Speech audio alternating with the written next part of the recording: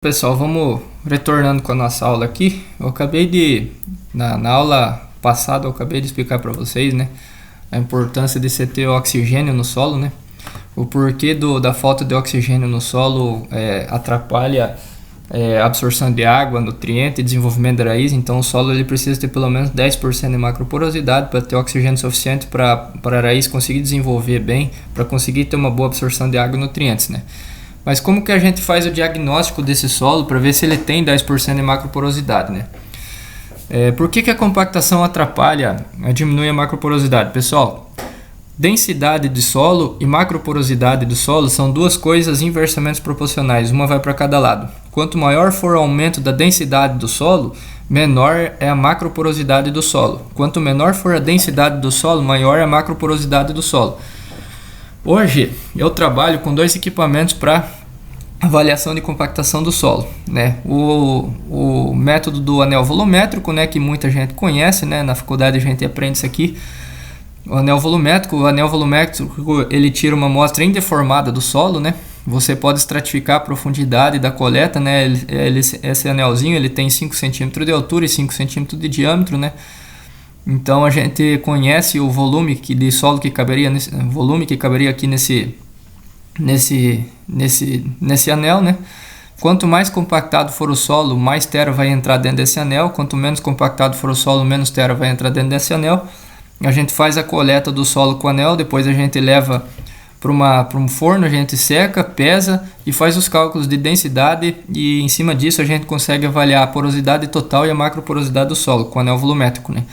É possível a gente trabalhar, né, porque nem essa foto aqui de uma avaliação que eu fiz, de 0 a 5, 5 a 10, 10 a 15, 15 a 20 centímetros. Então a gente consegue fazer a avaliação de densidade, macroporosidade e porosidade total até 20 centímetros.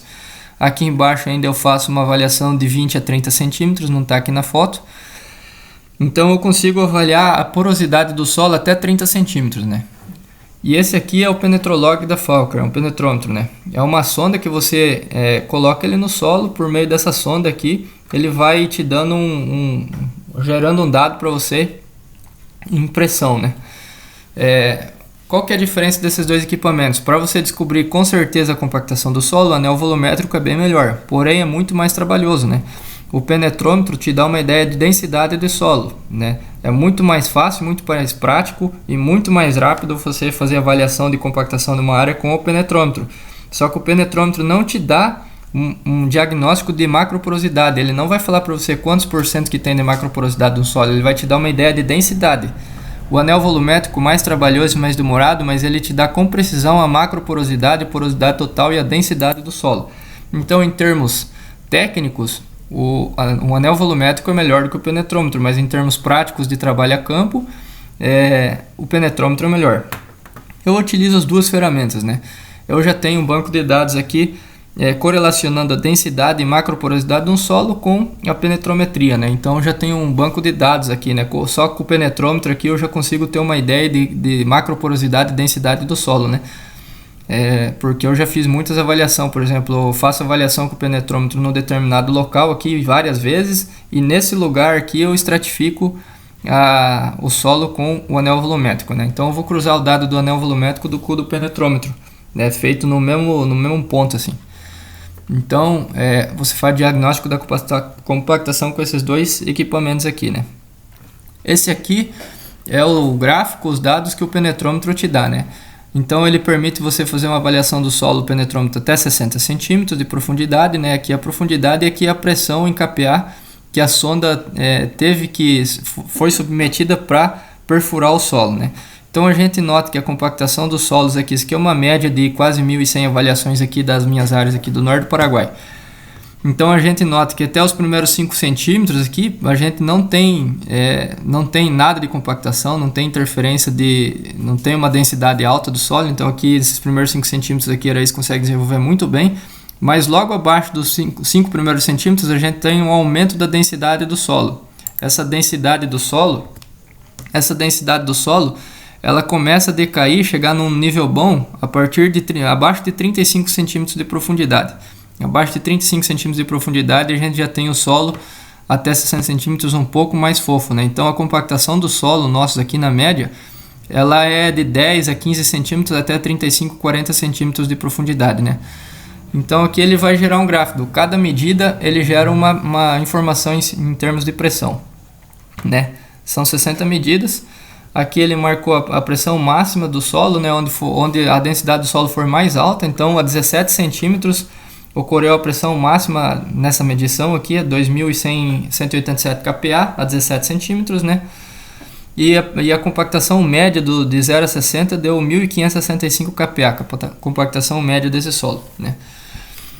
O que eu tenho visto aqui nas minhas avaliações? Quando a compactação, para a planta ter um desenvolvimento bom de raiz, para não ter problema de falta de oxigênio por diminuição de macroporosidade do solo, a compactação não pode ultrapassar 1.500 kPa, né?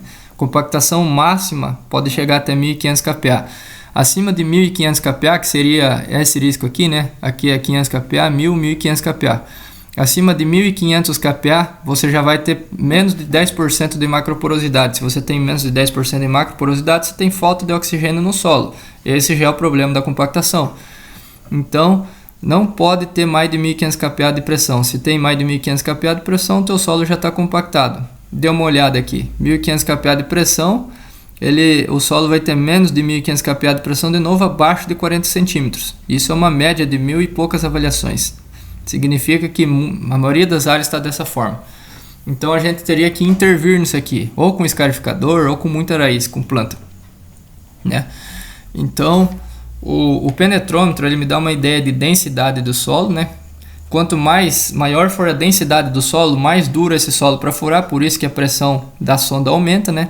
Então a gente vê com o solo mais adensado, ele é mais duro de perfurar e a pressão aqui registrada é maior. E quanto maior for a densidade do solo, menor a macroporosidade. Então um solo tem que ter pelo menos 10% de macroporosidade e 1.500 kPa de pressão para ele ter uma condição física boa, né? Se tiver mais de 1.500 kPa e menos de 10% de macroporosidade, teu solo já está compactado. Tua planta já está tendo problema por compactação e está produzindo, está perdendo potencial de produção por problema de compactação. Tá bom, pessoal?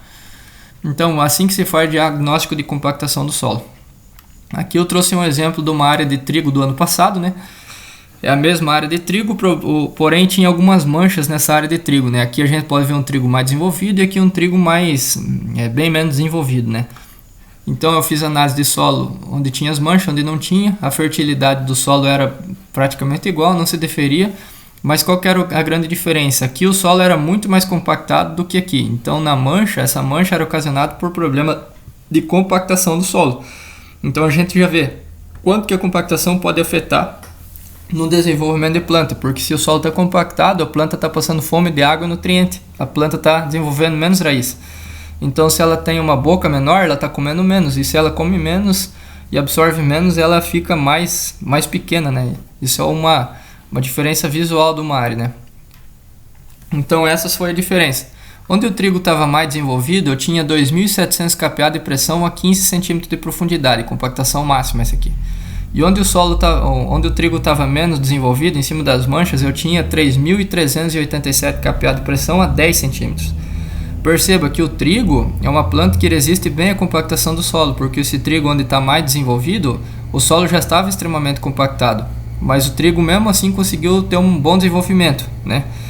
Mas onde o trigo começou a sentir, onde o trigo teve pouco desenvolvimento e com certeza produziu muito menos do que aqui, a compactação era quase 1.000 kPa maior do que onde o trigo não sentia. E mais raso, né? Então aqui eu tinha o desenvolvimento da raiz do trigo, ela limitada a 10 centímetros de profundidade. 10 centímetros é a camada mais fértil do solo, mas é a camada que mais rápido seca. Então aqui o trigo era extremamente dependente de água, né? Tinha que chover praticamente semanalmente para manter esse trigo em cima dessa mancha. E aqui eu tinha a raiz do trigo, ela limitada a desenvolver até 15 centímetros de profundidade, né? Então você consegue olhar o problema da compactação do solo, como que a compactação diminui a produção, o potencial de produção de uma planta, né? É a mesma planta, a mesma variedade, plantado no mesmo dia, com a mesma adubação, com os mesmos tratamentos, né? Só que você vê o potencial que essa planta tem comparado a essa, mesmo essa planta estando no solo compactado.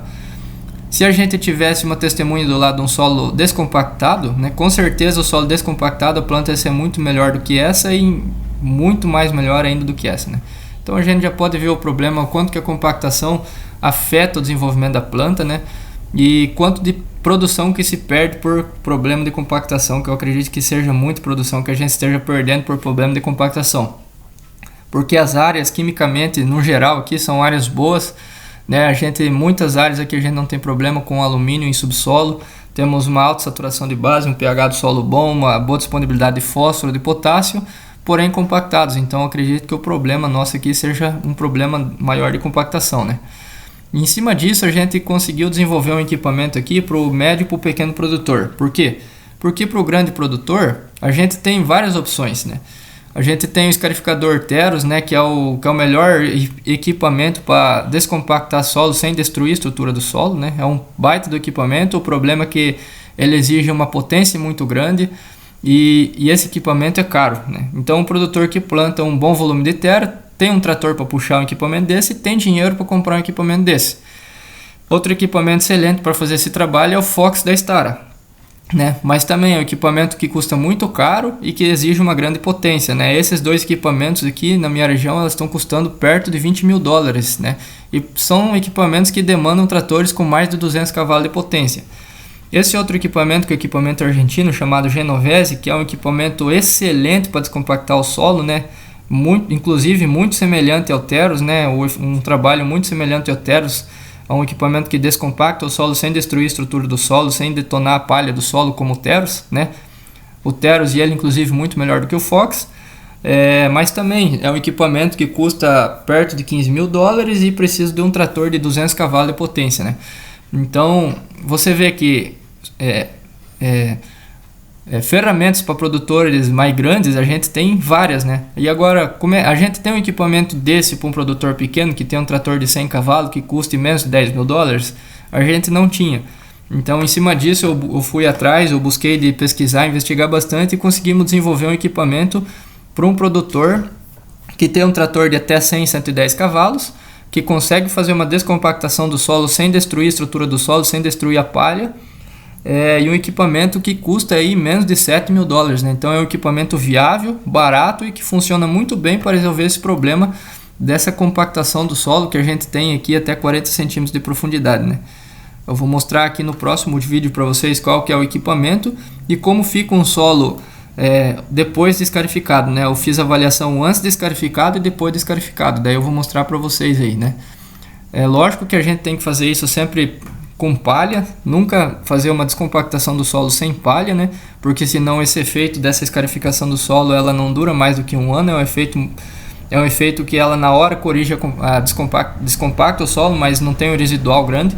Então a gente precisa sempre trabalhar com planta, com raiz, né? A raiz das plantas vai servir como uma ferragem para segurar o serviço da escarificação, né? É como construir uma casa sem ferragem, né? Uma casa só com cimento, sem ferragem, é uma casa que ela não vai aguentar, ela vai cair, né? Qualquer contratempo ela vai cair. Agora, se eu colocar o ferro na casa suficiente, ela vai aguentar 30, 50, 60 anos, né? Então a raiz da planta ela vai servir como uma ferragem para segurar o serviço da escarificação, né? Se você quer fazer um serviço de escarificação sem palha no solo, então não faça, porque você vai gastar muita energia, muito diesel, tempo. Na hora vai corrigir o teu problema de compactação do solo, mas ano que vem teu solo vai estar compactado, você vai ter que fazer essa operação de novo, vai gastar dinheiro de novo, então não é viável economicamente. Inclusive o solo pode compactar muito mais do que anteriormente, né? Então se tu vai fazer o serviço de compactação, eu vou mostrar aqui em seguida para vocês como se faz esse serviço e qual que seria a minha sugestão para vocês, tá bom, pessoal? Então muito obrigado, essa é a nossa terceira aula e em breve postarei a nossa continuação na quarta aula.